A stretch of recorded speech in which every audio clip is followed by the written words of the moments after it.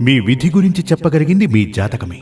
మీ తరపున తీర్పు మీ గత జన్మ పాప పుణ్యాలను బేరీజు వేసుకుని ఈ జన్మలో ఈశ్వరుడు మీ జీవితాన్ని నిర్దేశించాడు.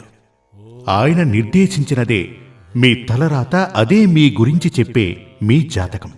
కొన్ని సమయాలలో జాతకంలో ఉండేటువంటి దోషాల కారణంగా సంతాన భాగ్యం లేకుండా ఉంటుంది. కొన్ని సందర్భాల్లో ప్రత్యేకించి ఆ దోషాలకు పరిహారాలు చేస్తే గనక వారికి సంతాన ప్రాప్తి కలుగుతుంది, సంతాన భాగ్యం లభిస్తుంది.